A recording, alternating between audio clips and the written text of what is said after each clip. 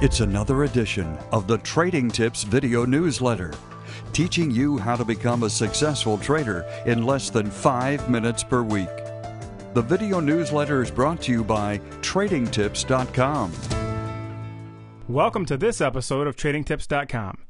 This week we will be looking at the average true range, or ATR, which is a measure of volatility.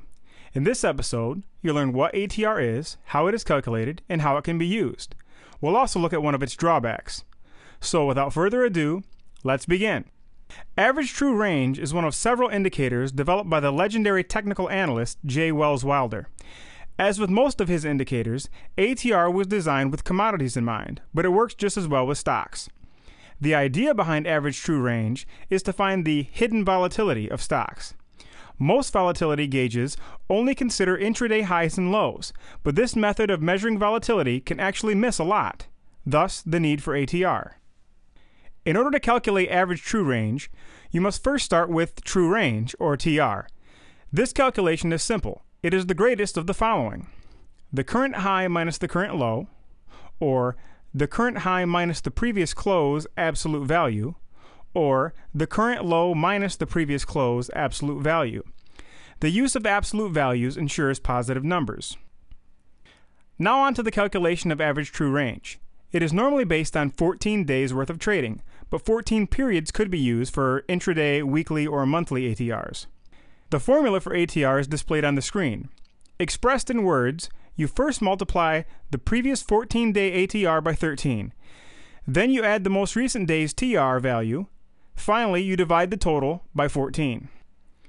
So now let's look at ATR in practice. In this example, there is one day of obviously huge volatility, May 6th, the day of the flash crash.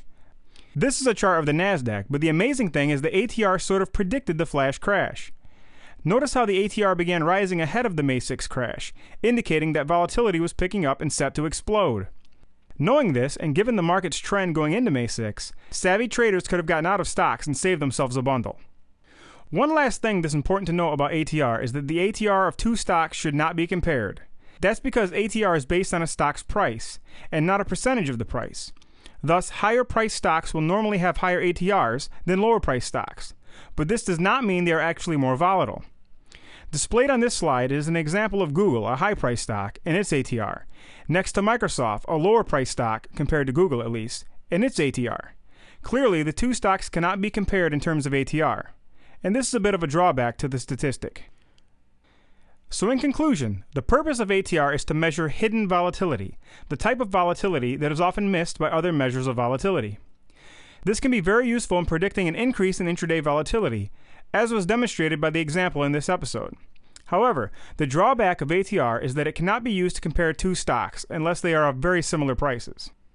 We hope you've enjoyed this TradingTips.com video newsletter. Thanks for watching and good trading.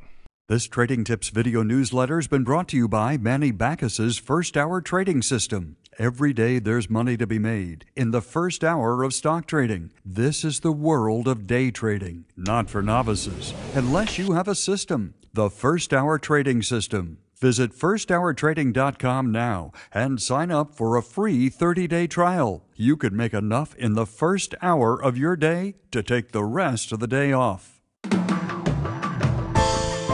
Do you want to view more Trading Tips videos? Visit TradingTips.com. Sign up for our free video newsletters. Become a successful trader by visiting TradingTips.com.